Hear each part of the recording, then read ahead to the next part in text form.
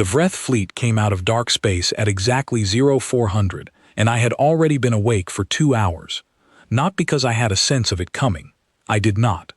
14 months ago, something changed in the way my body handles night, and the change has held. At 0200, it gets me vertical and puts me in corridors, in the mess bay, in the quiet parts of the ship that belong to no one at that hour. The Harrow was running skeleton watch when I found myself in the corridor outside the bridge with a cold coffee, listening to the ventilation cycle through its low rhythmic work, and I had been standing there long enough for the coffee to go thoroughly cold when Owen Greer's voice came through the ship wide. He read the coordinates first, then the bearing, then the count, in the smooth, trained voice he uses for all sensor reports, the voice he would use to announce a navigation update or a contact at routine range. 312 vessels. I set down the mug and walked to the bridge. I do not run to the bridge. If you run to the bridge of a warship, the crew runs internally, and an internally running crew makes fast mistakes, and fast mistakes on a warship have very permanent consequences.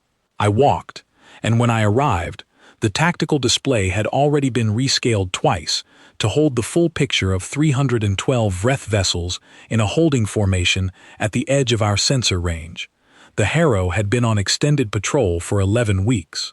She was a mid-weight carrier, built for sustained work over long distances rather than for the kind of front-line combat that history books tend to find interesting.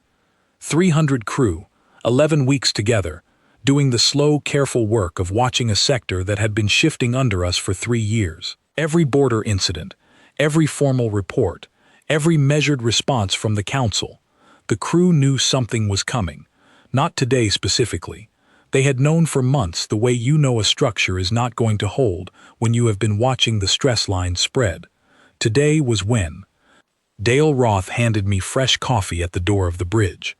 He has done this every morning for 2 years without being asked, appearing at exactly the right moment, with exactly the right temperature, and I have long since stopped trying to understand the mechanism.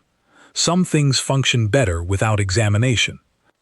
11 minutes before our sensors flagged them, he said, walking with me to the main display.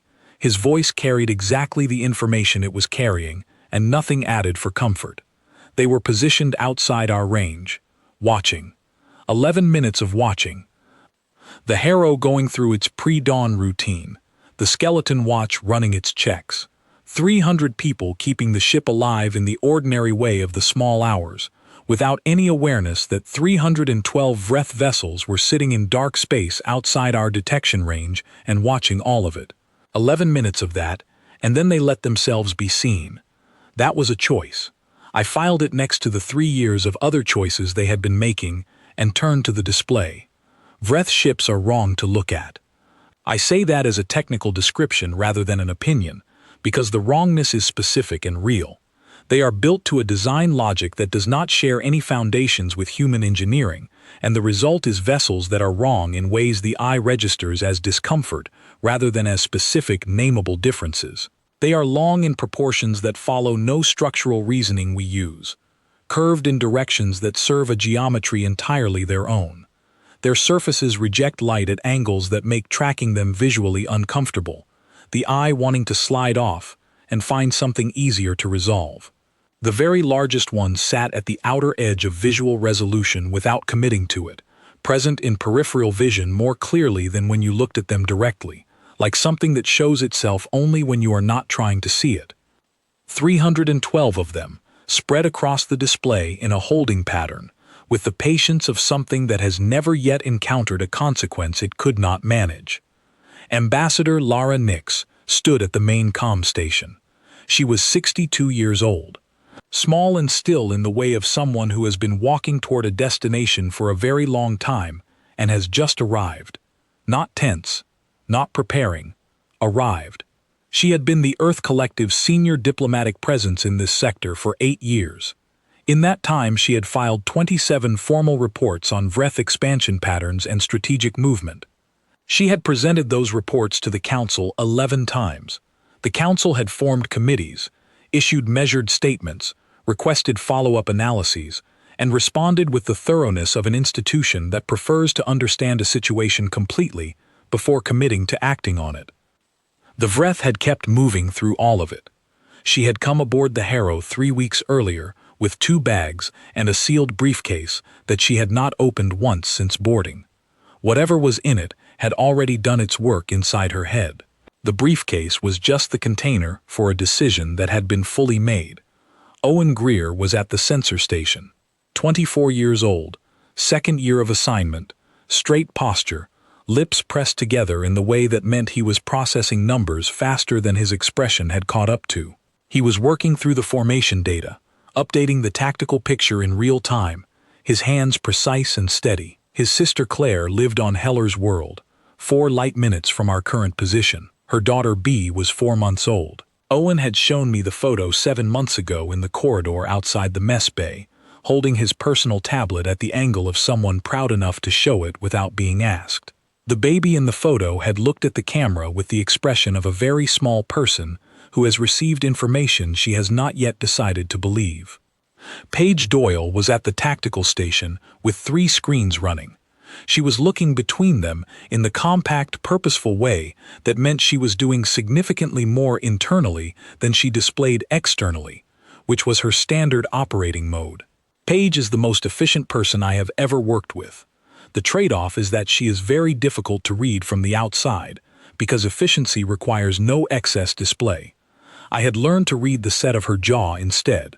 Right now, her jaw told me the picture she was building from the sensor data was not a comfortable one. Gwen Carr, my chief engineer, was at the secondary systems station running pre-engagement checks on drive and defense systems with 2 of her team. She had started those checks 23 minutes before Owen called the contact. I noted this and did not remark on it. Gwen Carr's relationship with mechanical systems extends past engineering into something I do not have a precise word for, and one of its operational results is that she is ready before she should be able to be. I have learned to treat it as a feature rather than a mystery. There was a moment in those first few minutes when the bridge had the specific quality of a room full of people doing the work of holding something in place. The display showed 312 ships. Every person on that bridge was maintaining exactly the posture and the focus and the professional register that 312 ships required. Nobody was performing calm. They were being what they had trained themselves to be, and it was exactly adequate, and it was costing all of them something. That is what good crew is. I have said this before in different rooms to different people who ask me what made the difference. It is not the absence of feeling. It is the capacity to hold what you are feeling and keep your hands doing what your hands need to do.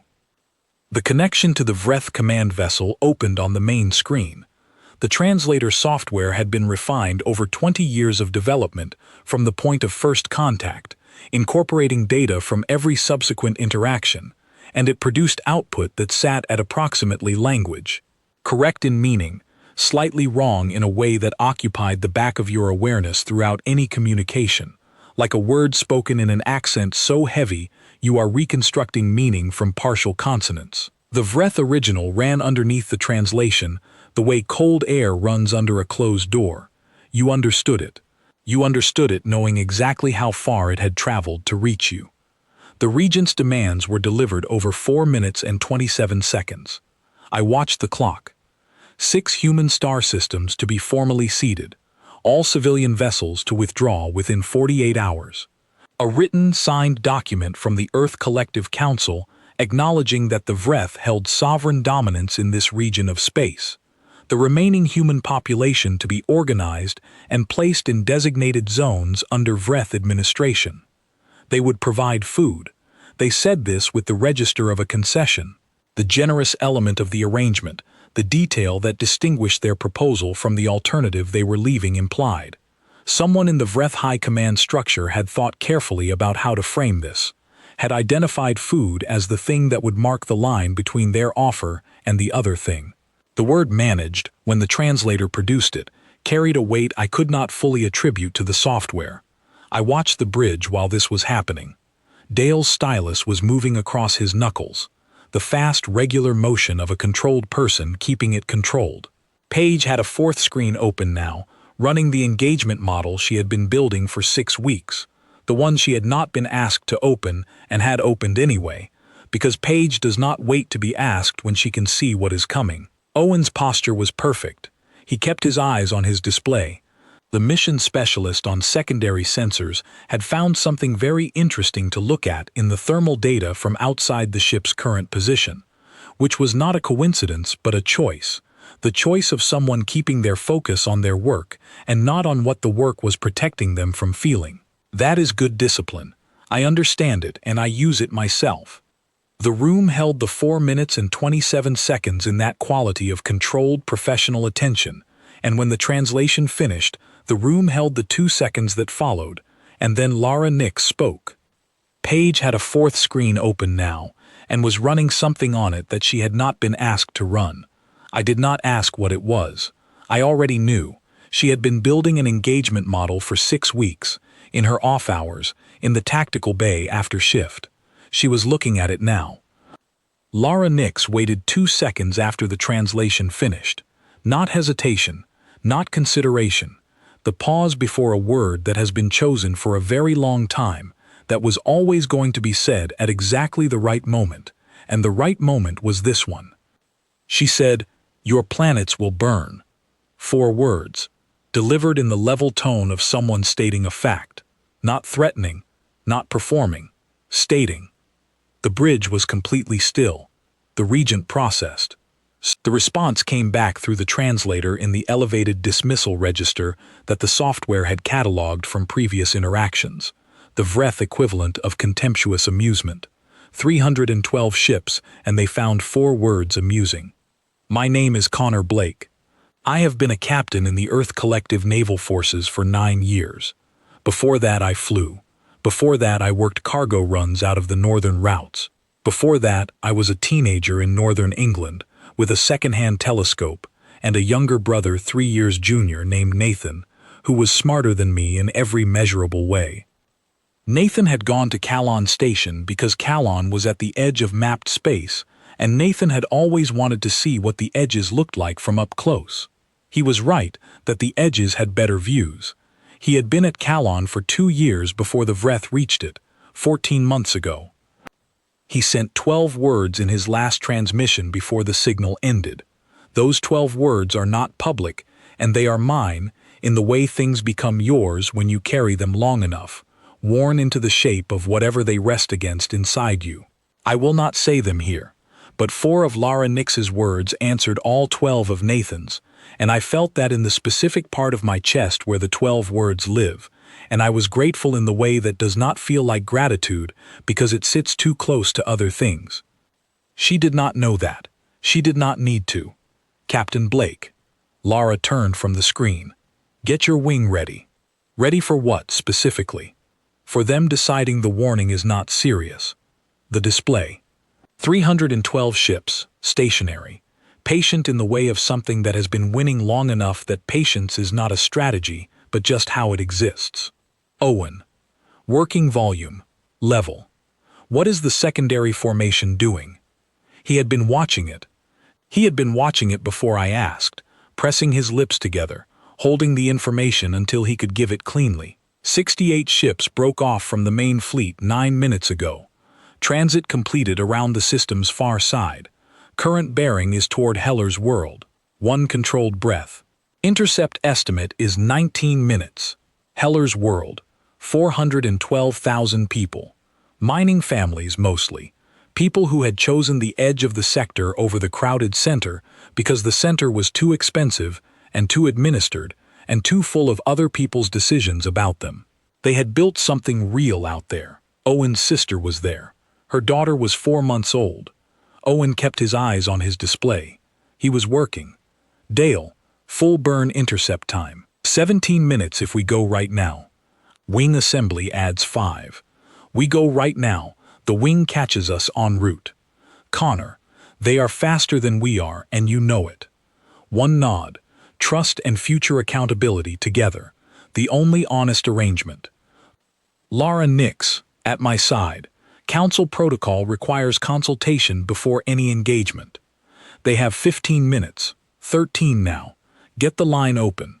She held my eyes for exactly 2 seconds, then went to her station and opened the Earth Fleet Command channel. The Harrow's engines came up to full burn. The vibration entered through the deck and moved through my feet and rose through everything upward, the ship making its only honest announcement. Full commitment. The main Vreth fleet held its position behind us, watching a single carrier turn and go. Kate Morrow on the wing channel, her voice carrying the quality of someone who has finished the decision phase and is now entirely in the action phase. Wing lead to formation. We are going to Heller's world at full burn. Fall in on my position. Match speed. Pre-checks happen on the way because there is no other time. The wing formed. I picked up the mug, read the 2 words on it, put it back down. We went. The 17 minutes to Heller's world passed completely. Every second present. None of them moving at any speed I would have chosen. I spent 11 of them on preparation. Weapons status from Gwen's team, all systems at full readiness, delivered with the compressed energy of a crew that had been maintaining everything past specification for exactly a moment like this.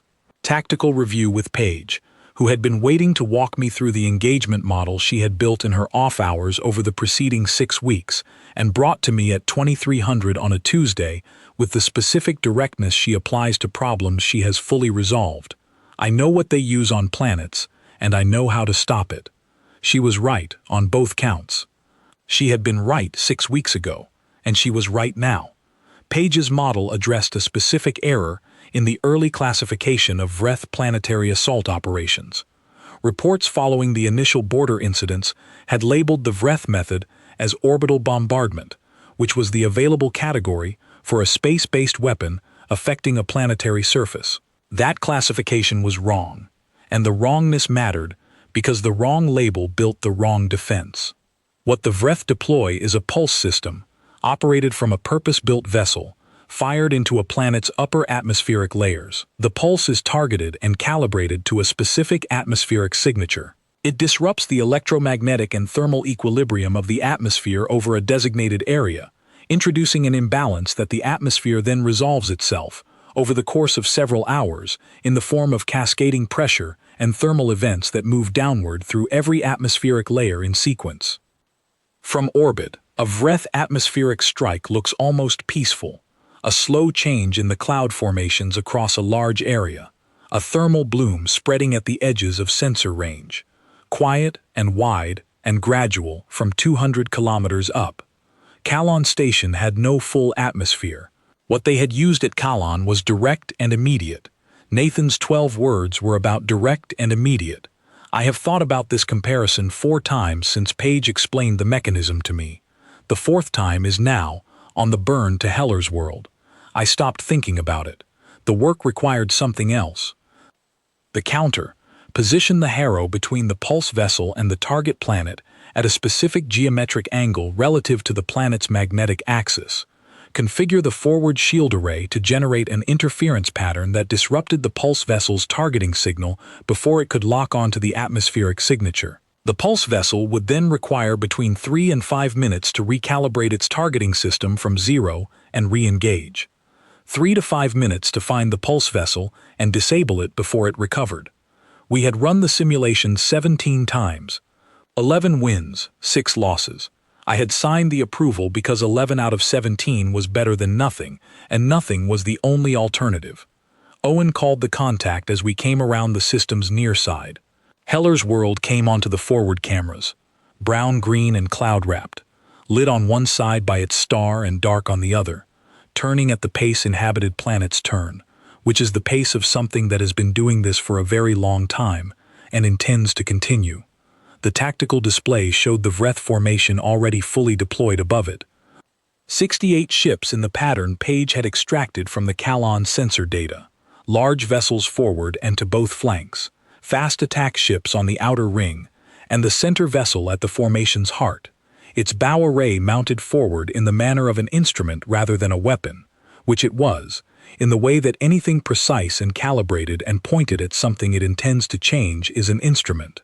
The center vessel's charge sequence was active. The power-up signature on the sensor display was moving.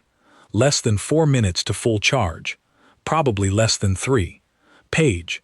Targeting package to Kate now. Sent. Kate Morrow on the wing channel, her voice in the register where decisions have been made, and everything from here is execution. Received. Center vessel. Clear target. Going directly at it. Page. Disable only. Do not destroy the vessel. Kate. I know the model, Doyle. Page. I know you do. Saying it anyway. Kate. Understood. The wing broke from formation on my mark. Kate took the direct approach line through the left flank, which the Vreth outer ring had just opened by pulling inward to cover the center vessel. The inward pull was the correct defensive move, and the wrong one for every other consideration, because it opened both flanks. Kate was through the left flank before the outer ring had completed its reposition. Her first hit landed on the specific point of the center vessel's bow array that Page's model identified as the calibration anchor, the component that locked the pulse signal to a specific planet's atmospheric signature. Damage that component, and the entire targeting sequence has to be rebuilt from zero. She hit it exactly. The array flickered. The charge sequence dropped to zero on Page's display. Page, interference active. Window is open. The Harrow moved into position between the center vessel and the planet. I want to be direct about the geometry of this. The Harrow is a carrier, not a small ship, and positioning her between a weapon and a planet is a statement that is understood before any words are needed. It was understood. The remaining Vreth fast ships that had not been pulled inward to cover the center vessel redirected toward the Harrow the moment we took that position. Gwen Carr's point defense grid opened. A point defense grid at full activation produces sound that arrives through the deck before it arrives through the air. You feel it in your feet first, and it rises through everything upward, the ship communicating in the frequency below normal hearing. Gwen had the grid running past its rated efficiency specification, which is a number she had produced and which was not supposed to be achievable, and the grid consumed the incoming fast ships with a thoroughness that registered on the secondary display as a continuous stream of contact confirmations. 4 of the first wave survived the grid. They split into 2 pairs and came at the Harrow from opposite angles, which was a smart response to the grid's primary coverage arc. The lateral cannons handled the first pair.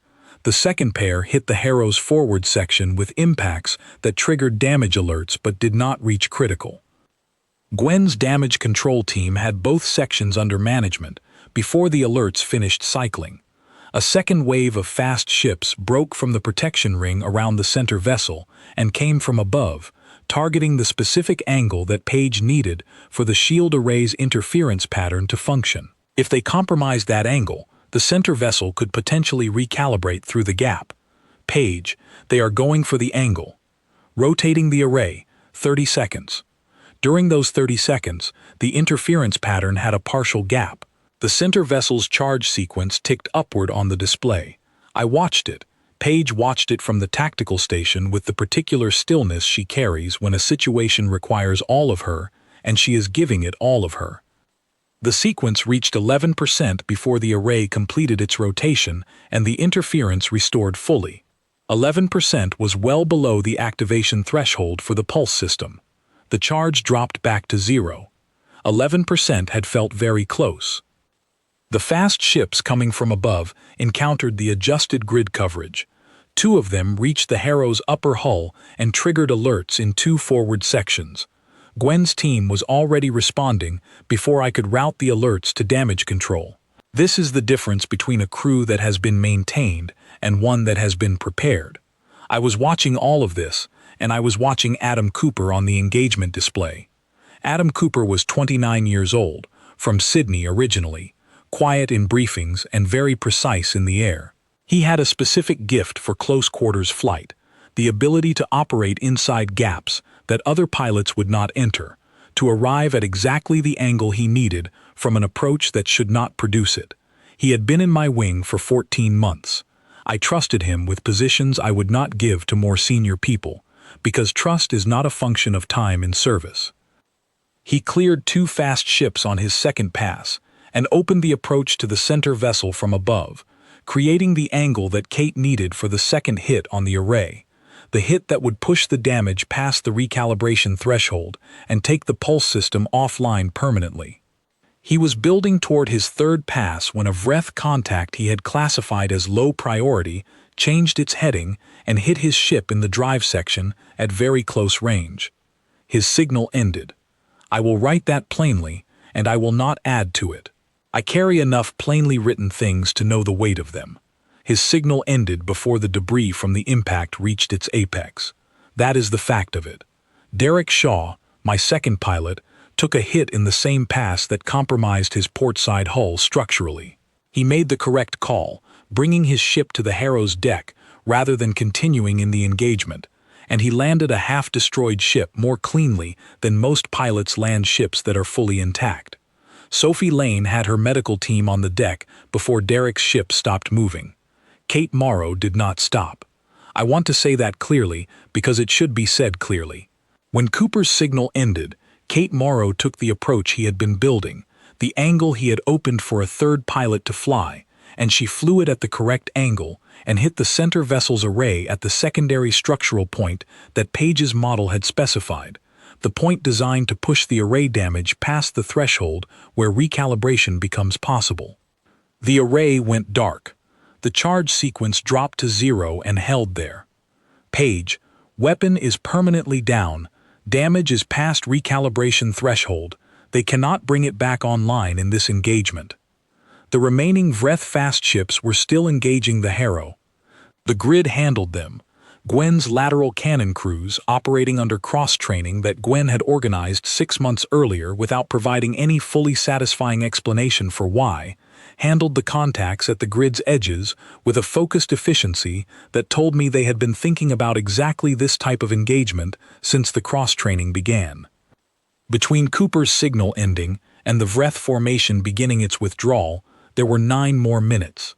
I am going to describe those 9 minutes honestly, which means I am going to tell you that they were the most expensive 9 minutes of my career, measured in the specific currency that does not appear on any financial ledger. The Vreth fast ships, having lost the center vessel as their primary assignment, reorganized.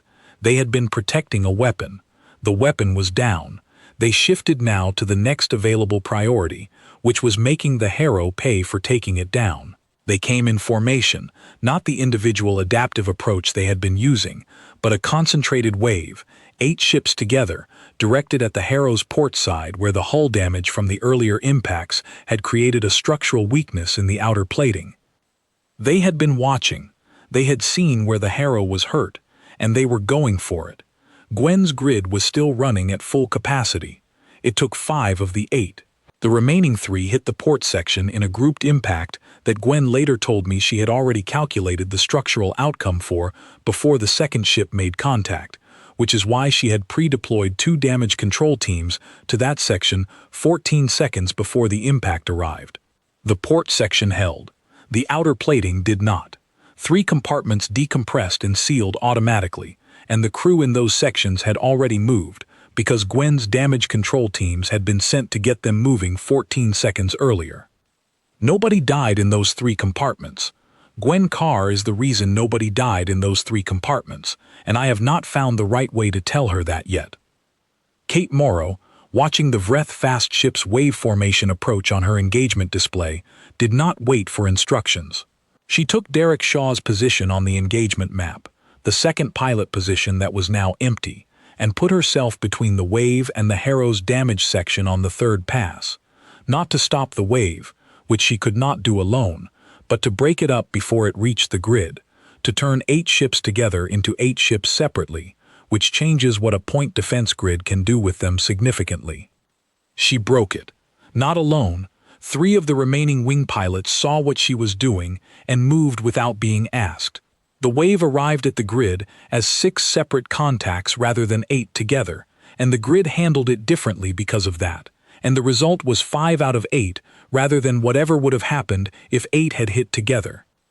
After the wave, the Vreth fast ships did not reorganize for another one. They had lost too many. What remained went back to individual adaptive approach, which the grid and the cannons and the wing handled in the manner they had been handling it throughout. The last Vreth contact withdrew from engagement range at minute 22. The engagement ran for 31 minutes from first contact to Vreth withdrawal. At minute 22, the Vreth formation began pulling back, the damaged ships moving first, the others following, withdrawing toward the main fleet in the systematic way of a force that has made a tactical decision rather than broken under pressure. The center vessel was being towed by 2 support ships. It was not going to fly again under its own power for a significant time. The display cleared. Heller's world filled the forward cameras. Thermal signature normal. Atmospheric integrity intact. 412,000 people in the colony below, still there. I looked at the planet on the forward cameras for a moment, before I said anything to anyone. The planet did not know what had just happened above it. Its thermal readings were normal. Its atmosphere was intact. Its communication signatures showed the ordinary activity of a colony that had been under emergency lockdown and was now coming back online. From below, the engagement would have registered as distant lights in an otherwise dark sky, far enough away to be ambiguous, close enough to be frightening. They had been frightened. They had also been defended. They were still there. I looked at the planet, and I am going to tell you what that was like accurately. It was not triumph. It was not clean relief. It was the weight of something that had been worth doing, which is its own thing, separate from joy and separate from grief, and it does not have a precise name, but I have felt it before, and I knew what I was feeling. Owen read the colony status report in the most controlled voice I have ever heard him use. Every word in its correct place. Nominal. No atmospheric interference. No civilian casualties. The colony was broadcasting on all channels. He finished the report and kept his hands on his station, and did not look around. Then, quietly, "My sister is on the comm line, sir." I said, "Take it." He turned to his secondary station and opened the personal channel. I walked to the far end of the bridge and stood at the forward cameras and gave him the only privacy available on an open bridge, which is the privacy of distance and not looking. He had 5 minutes. He used them. When he came back, his posture was exactly correct, and he was ready for work. I let everything that was his be his, and said nothing about it. Dale appeared at my shoulder. He did not have coffee. That alone told me something. "Main fleet has changed course," he said. "They are moving toward Reach Station." Reach Station, the civilian administrative center for the sector. 40,000 people.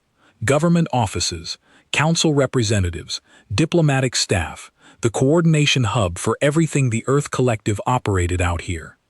They had sent 68 ships at a mining colony. The colony had been defended. Their response was to turn directly toward the administration. They still did not believe the 4 words. I opened the line to Admiral Ward. He was already on it before I finished opening it. Admiral Ethan Ward sounded like a man who had been making significant decisions for 40 years and had stopped expecting any of them to feel settled or comfortable, which had given his voice a specific quality. It communicated what needed to be communicated in the fewest words that did the job, with nothing added for tone management or reassurance, because reassurance was not his function. "The council voted," he said. "Full counteroffensive, all available fleet assets." "When?" "Now." A pause, short and specific. 14 carriers, all wings, full support. We are going into Vreth space. We will demonstrate, in a language they understand, that 4 words were an honest statement and not a performance. Military and defense infrastructure are the targets. Civilian infrastructure, civilian populations, government structures that are not directly connected to military operations, not the targets. Those terms hold through the full engagement. Understood. Your wing leads the first approach formation. You are positioned for it, and your crew demonstrated today that the relevant capability exists. Another pause, shorter. Adam Cooper's family is being handled by Fleet Command. Thank you, sir. The line closed. 312 ships had reversed course from Reach Station. They had seen the assembly beginning above Heller's world, seen the Earth fleet pulling together from patrol positions across the sector, and they had turned back toward their own space. Not fleeing, withdrawing, choosing a position that suited defense over offense. They had understood something had changed. That was visible in the reversal. What they had not understood yet was how much had changed. The fleet assembled above Heller's world over 3 hours. 14 carriers, 62 fighters, 23 support vessels. I stood at the forward cameras for part of those 3 hours and looked at the planet and thought about what it meant to leave from here. We had defended this place this morning. We were going now to the place the threat had come from. The line between those 2 points was exactly the line the Vreth had drawn when they sent 68 ships to a colony of 400,000 people who had asked for none of this. Before we moved, I gathered the wing on the Harrow's deck. 11 pilots now where there had been 13. I have given 3 speeches in 9 years that I will stand behind. All 3 were short enough that calling them speeches is generous. I said, Adam Cooper died protecting Heller's world this morning. That is supposed to mean something, and it does. We are going into Vreth space because we were ordered to, because it needs to be done, and because 4 words were said that require being made true. Do your jobs. Nobody spoke. Kate Morrow gave me one nod from the back of the group, the specific nod that means she has heard, she agrees, and she is ready. Then everyone went to their ships. I watched them go from the deck, 11 people who had spent this morning holding a colony of 400,000, and were now going into the home space of the thing they had just held it against. They were tired. They had been awake since 0200. Some of them had been in the air almost continuously since the Heller's World engagement. None of them were hesitating. I have thought about that a number of times since. Not about the bravery of it, which is a word that does something too simple with what it was. About the specific shape of what it looks like when people who understand exactly what they are being asked to do, and who have no illusions about what it costs, go ahead and do it anyway. It looks like 11 people walking to their ships on a carrier deck, checking their equipment, doing their pre-flights, getting in. That is what it looks like. The first Vreth system in Admiral Ward's operational plan sat 30 hours at full burn into Vreth space. 2 inhabited worlds. A significant military installation on the inner planet. Defense fleet estimate of approximately 40 vessels. Intelligence estimates are the clearest picture available, not the accurate one. The defense fleet was 53 ships, and the ground installations were better armed than the estimate had indicated. The first pass was hard. 3 carriers and 7 fighters in the first 40 minutes, before the fleet had adapted to the actual geometry of the defense rather than the estimated one. Every number in that count was a person. I held all of them the way I hold Nathan's 12 words. Present, real, not put down, not allowed to stop the work. Kate Morrow flew through the first pass in the state she enters when an engagement is harder than expected. She gets quieter, not less capable, quieter and faster simultaneously, operating from something below the level of decision-making into the pure sequence of recognition and response. She does things in that state that other pilots observe without commenting on afterward, because some things live past the point where comment adds anything. Her second pass took out the primary installation's defensive array. Her third pass removed the installation's main power coupling. After those 2 passes, the defense fleet was engaging a carrier group without meaningful ground support, which is a fundamentally different problem than the one they had been prepared for. I want to describe the specific quality of a space engagement in Vreth home space, because it is different from a defensive engagement in human space in a way that matters. In a defensive engagement, you are holding something. Your position is fixed by what you are protecting, and the Vreth can choose their angles. In an offensive engagement, the geometry is reversed. The Vreth fleet defending Target 7 had been positioned to hold. They had rehearsed positions, overlapping fields, coordinated fallback routes. What they had not rehearsed was a carrier group that entered from an angle the installation's coverage arcs did not fully account for, adapted to their formation in real time, and pressed through the first pass, even when the first pass was expensive. The Vreth at Target 7 were not bad fighters. They were prepared fighters, caught in an engagement that did not match their preparation. There is a difference between those 2 things, and the difference shows in the behavior of individual ships when the coordinated plan stops working. Some of them adapted. They found new positions, tried new approaches, made the Earth fleet earn every hour of those 9 hours. But the coordinated plan stopped working at hour 3, when Kate's second pass took out the defensive array. After that, it became a different kind of engagement, one that rewarded adaptation over preparation. The Earth fleet had been adapting since Heller's world. The Target 7 defense fleet had not. The engagement ran 9 hours. At its end, the defense fleet was neutralized, and both inhabited worlds were receiving the broadcast Ambassador Nix had written over 3 days, with the specific care of someone who understood that words directed at civilian populations during a military operation were either honest or they were damage. The message said, "The Vreth High Command sent military forces against human civilian populations. This is the response to that. Your civilian populations will not be harmed. This action continues until the High Command commits to withdrawal from human space and genuine negotiation on terms of equality." The second world did not respond. They received the message. We confirmed reception and moved on. The second system was more organized than the first. The defense installations worked as a coordinated network rather than independently, and the Vreth fleet there was better positioned and more responsive. Page had updated the engagement model between systems with everything learned from the first engagement, and the update helped substantially. Harder is harder regardless of model quality. 2 carriers, 9 fighters, 1 support vessel. I held those numbers with the others. The engagement at the second system had a specific quality that the first had not. Target 7 had felt, from inside it, like a problem being solved through persistence. The defense had been real, but it had been holdable. The second system felt different.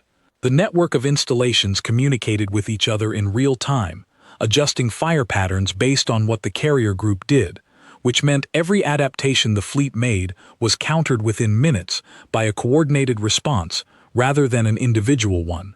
It was like pressing against a surface that distributed the pressure everywhere, instead of absorbing it where you pushed. Page figured out the response to this in hour 4. The answer was not to press harder. The answer was to split the pressure across more vectors simultaneously than the coordination network could respond to at once. 14 carriers, spread to 14 different approach angles, all moving at the same time, producing 14 different signals in the network that it had to respond to simultaneously. The network could handle 4 or 5 simultaneous approach changes. 14 pushed past its capacity to coordinate, and the coordinated response became a fragmented one, and a fragmented network defense is what the Earth fleet had been trained to handle. The engagement cost what it cost. I do not want to minimize that by moving through it quickly. 2 carriers contained people I had known for years.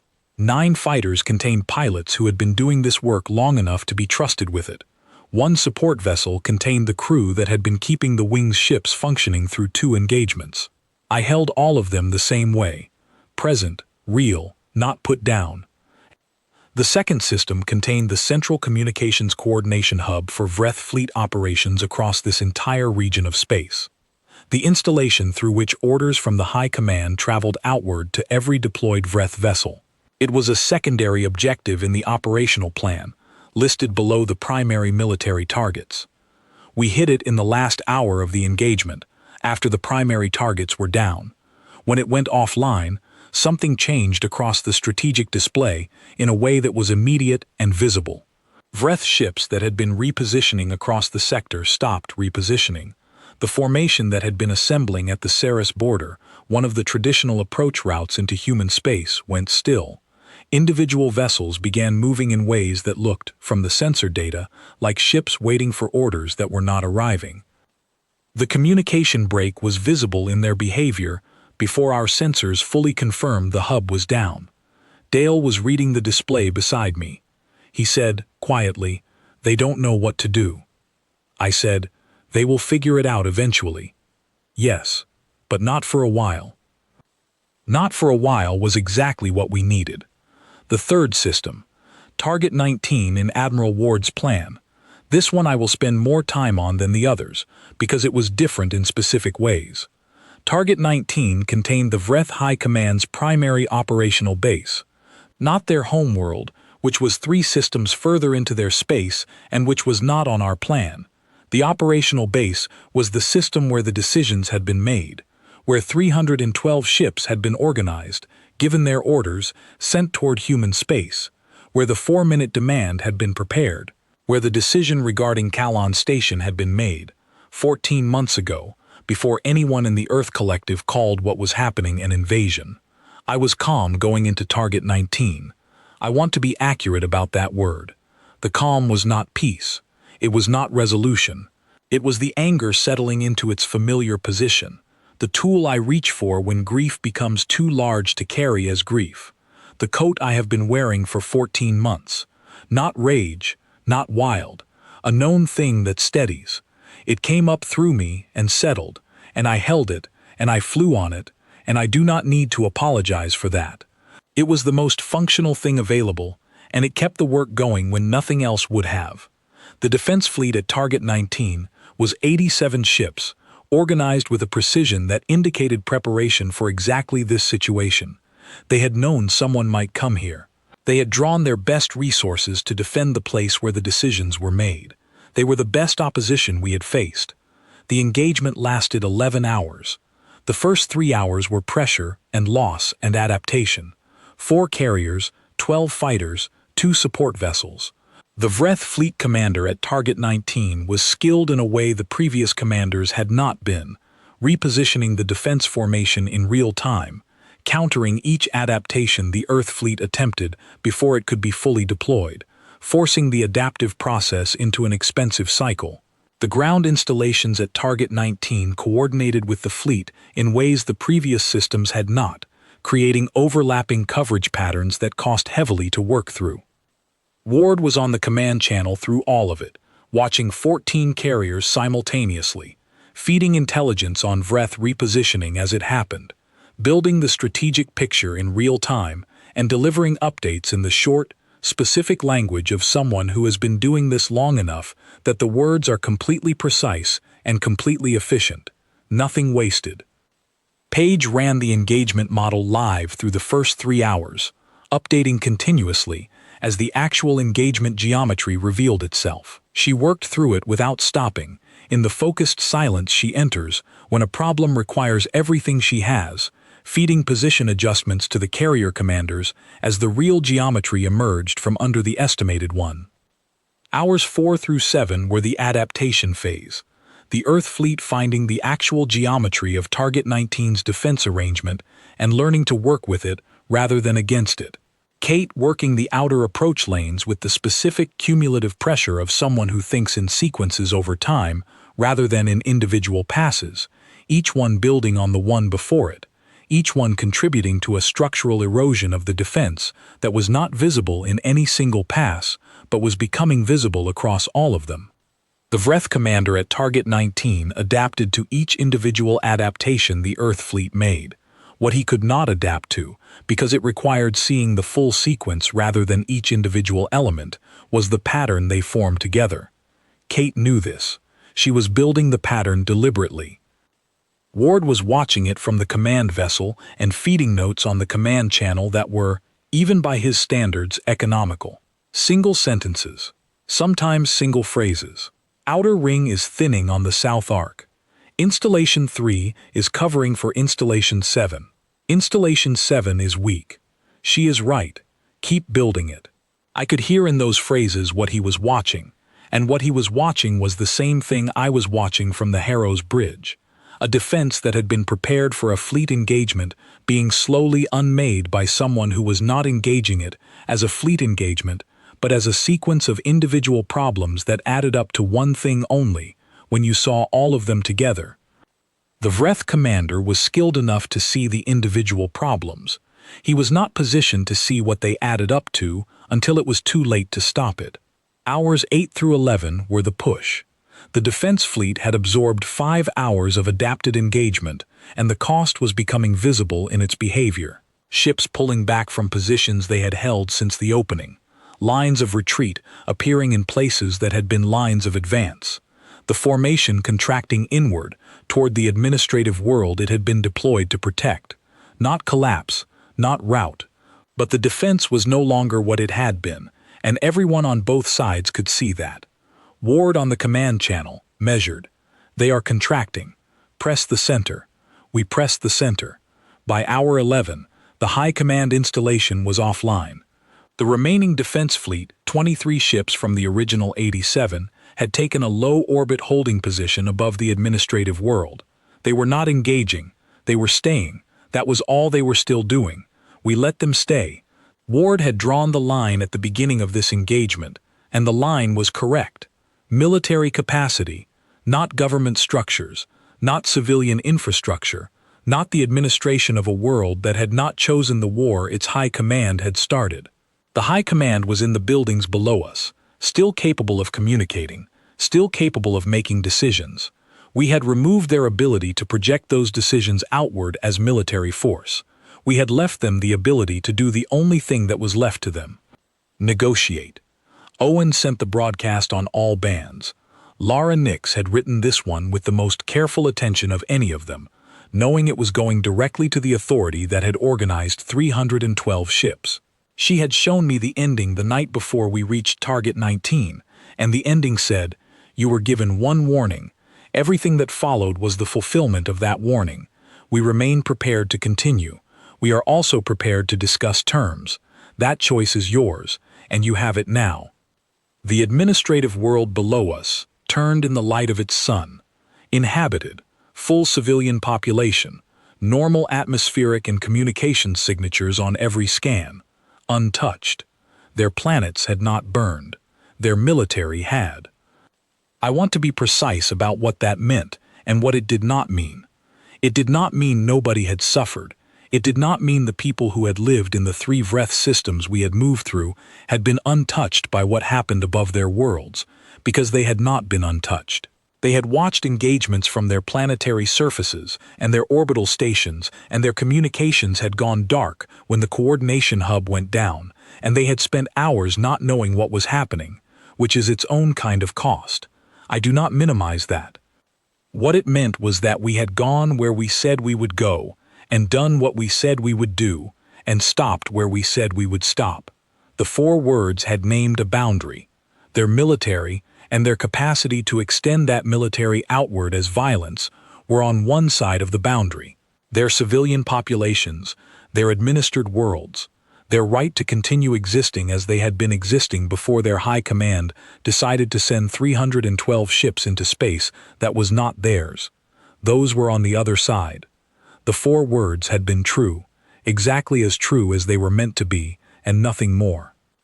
I stood at the forward cameras for a long time after the broadcast went out.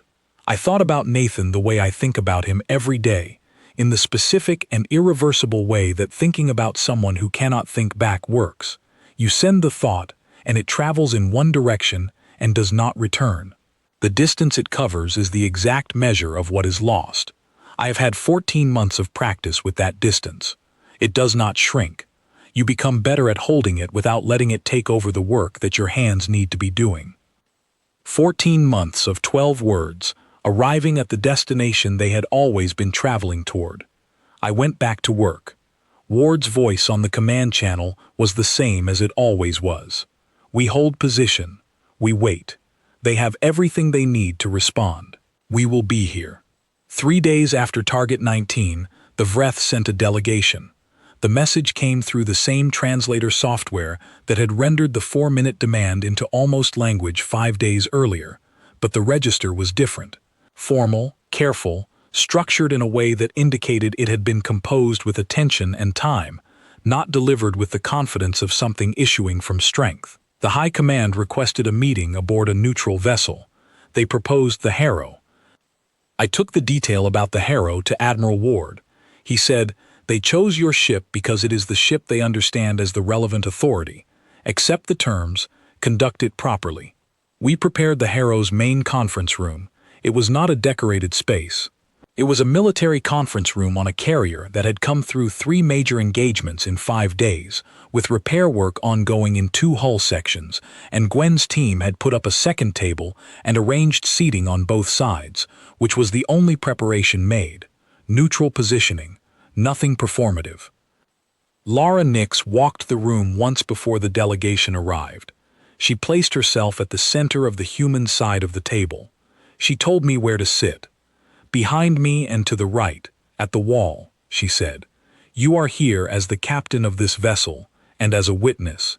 You do not speak unless I ask you to. I said I understood. Connor. She used my first name rarely, and it carried weight when she did. What happens in this room determines whether what occurred in the past 5 days was the end of this or the beginning of something worse. That is what is actually in the room with us. I took my position at the wall. The Vreth delegation arrived by small vessel, docking at the secondary bay. 4 members. The High Regent, which I had not expected, accompanied by 2 senior advisors whose roles the pre-meeting communications had identified and whose titles I will not attempt to render accurately. The translator had provided approximate equivalents.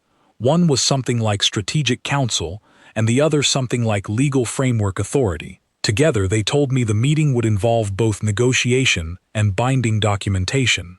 The 4th member was small. It came in last, behind the 3 senior members, and it took a position in the far corner of the conference room rather than at the table, not pushed there, placing itself deliberately with the specific positioning of someone who is present to witness, to learn, to hold in memory everything that happens. It was young. I did not know precisely how to read Vreth age, but young communicated itself across the species difference the way it always does, in the quality of attention, the way every detail still requires full processing because nothing is yet familiar enough to move to the background. It watched everything in the room with a focus that did not blink or wander. The pale coloring that Vreth carry was not fully set in it yet, softer at the edges, still in the process of becoming what it would eventually be. A young apprentice, brought to observe, brought to carry what it witnessed back to whoever came after. Lara Nix opened the negotiations without ceremony. The first hour was framework.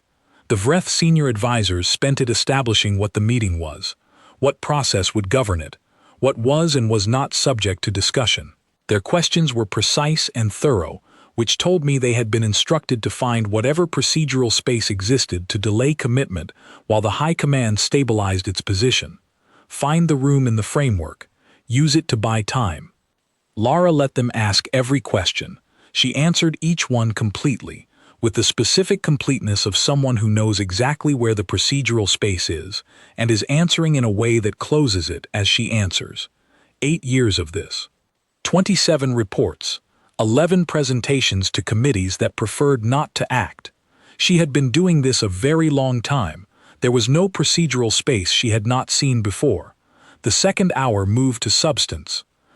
The Strategic Council advisor presented what amounted to a counter-offer. The High Command would agree to a ceasefire and withdrawal from specific contested border regions in exchange for formal Earth collective recognition of Vreth territorial claims in 3 of the 6 star systems originally demanded. This was framed as a significant departure from the original demand, a demonstration of good faith. Lara Nix listened to all of it without interruption. Then she said, "The original demand is not the baseline for this negotiation. The baseline is the decision your High Command made to send military forces against civilian populations in human space. The baseline is the 5 days of response that followed the warning your High Command chose not to take seriously. The baseline is not your opening position. The baseline is where we are." The Regent was still for a moment that lasted several seconds. I was standing at the wall through all of it. I had been watching the room from my position at the wall for 2 hours. The advisors and their careful work, Lara's precise responses, Dale at the far wall with his stylus completely still for the first time I could remember. And I had been watching the young one in the corner. It had not moved since placing itself there. It watched everything with the full attention of something for which everything was still new enough to require it. When Lara spoke, it watched her. When the advisors spoke, it watched them. When the Regent was still and processing, it watched the Regent with the specific attention of someone learning what that quality of stillness meant, learning what authority looks like when it has run out of the positions it was relying on.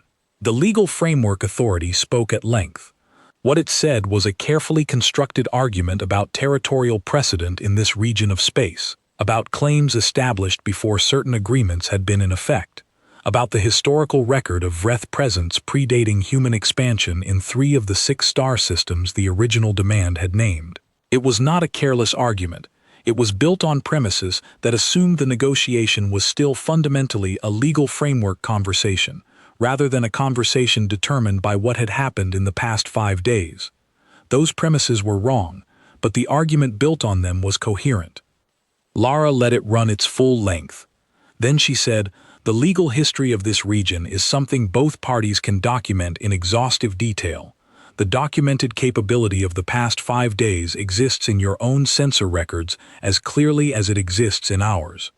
Which documentation is more relevant to the decision you are being asked to make is something your high command settled when they sent a delegation rather than a fleet." The room held that for a moment. The young one in the corner was watching Lara when she said it. Then it shifted and watched the regent. The regent consulted briefly with both advisors. The translator rendered the exchange as fragmentary by deliberate choice. Then the regent addressed Lara directly, and what it said, when the translator finished, was, "Proceeding from your stated baseline."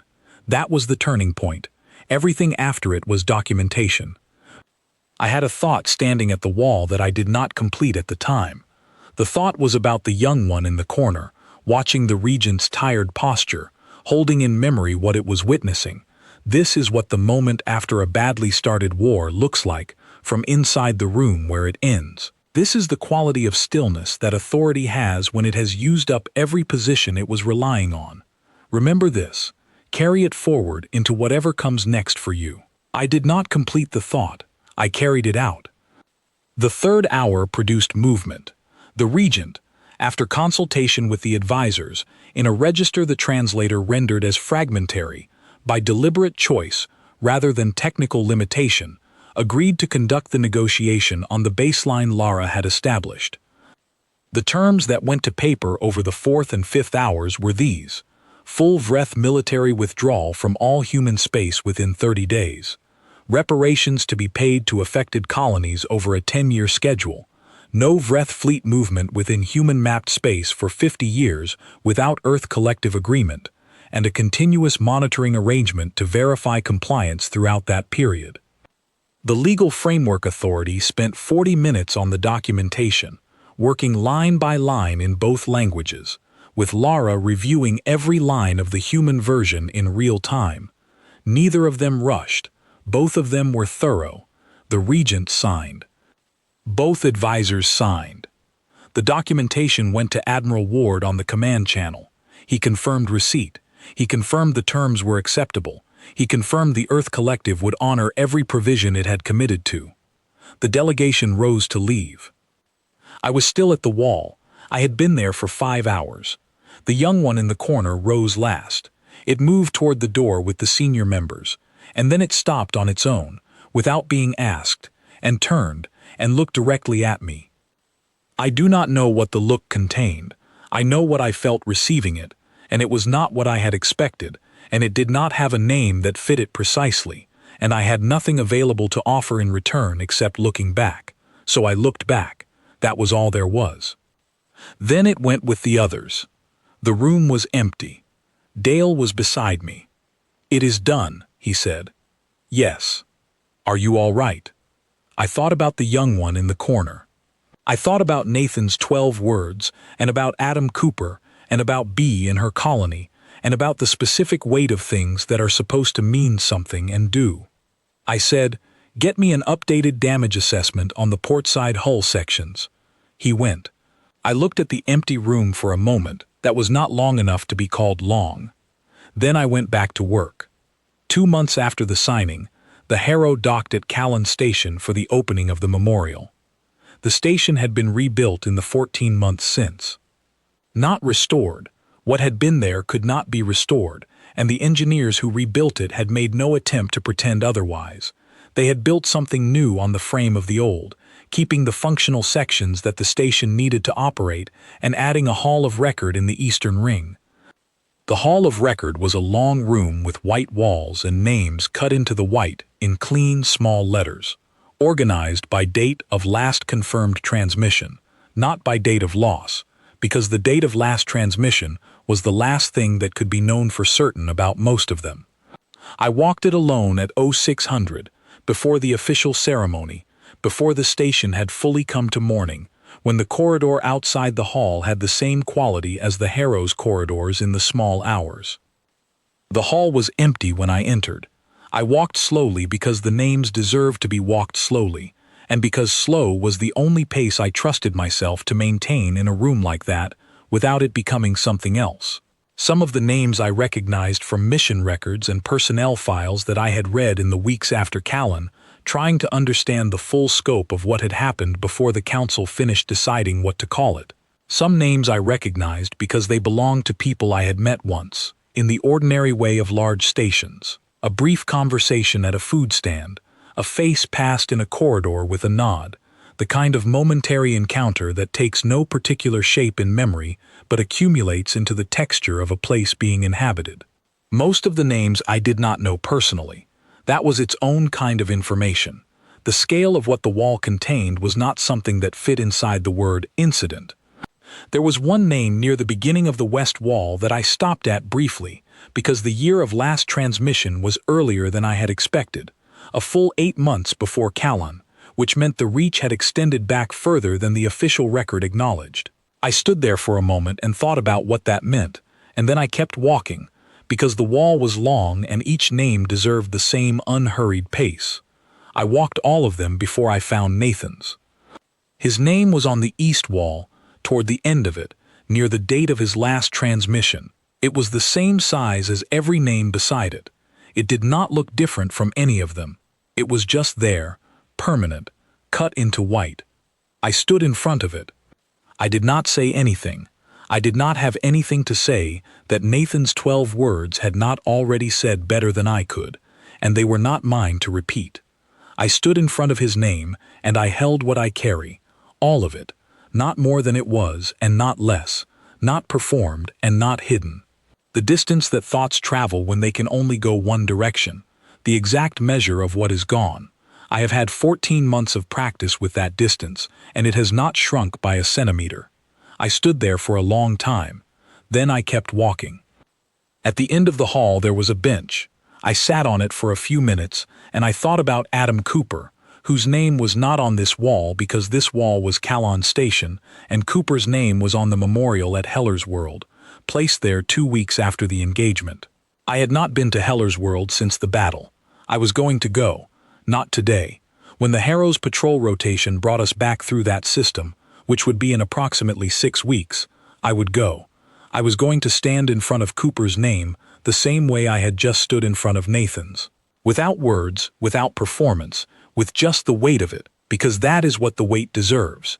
Not resolution, not a ceremony, just presence. The acknowledgement that this person was here, and this person is not here, and those two facts both matter and do not cancel each other out. I thought about the young Vreth in the corner of the conference room. I had thought about it several times in the 2 months since. Not obsessively. It returned the way images return when they have not been fully resolved, looking for a context that would let them settle. I had not found that context yet. I was not certain I was going to find it on any timeline that felt satisfying. Some things do not resolve into certainty. You carry them the same way you carry the others. Present, real, not put down. I thought about B, who was now 6 months old in a colony that had been defended and was rebuilding, who was sleeping somewhere right now in the specific heavy way that 6-month-olds sleep, completely unaware of any of this, doing the work of growing up in a place that had held. I got up and walked back through the hall toward the entrance. Owen was waiting in the corridor. He had been there when I went in, and he was there when I came out, standing in the easy way he stands when he is waiting for something he is not sure will require anything from him, giving me space to need nothing or to need something, equally prepared for both. Claire got the message about the memorial, he said. He had mentioned this 2 weeks ago also. He said it again now, gently, not forcing it to carry more than it carried. I know, I said. Good. He nodded. Then he said, she told me she named the second bedroom after him. She called it the Nathan room. It is where B sleeps. I stood in the corridor. I took a breath. That is good, I said, and I meant it in every way it was possible to mean a thing, all of them at once. We walked back through the station toward the Harrow's docking connection together. The station was coming to life around us. 0700, and the morning shift moving through the corridors, with the purposeful energy of a place that was functional and occupied and going about its work. The station was alive. It was still Kalon, still the same coordinates, still the edge of the map that Nathan had wanted to see from close up. It was not the same Kalon it had been before. It was alive. At the docking connection, a young crew member was standing with the specific look of someone who has been waiting for a specific person and is relieved to have found them. She was 22 or 23, in her first deployment, with the particular energy of someone who knows that everything they will understand about this work they do not yet understand, and who is trying to learn the important things before the situation teaches them the hard way. She straightened when she saw me. "Captain Blake, I wanted to ask you something, if that is all right." "Ask. What is it actually like?" She said it directly and without softening it, which I respected completely. All of it. What does not make it into the official reports? I looked at her for a moment.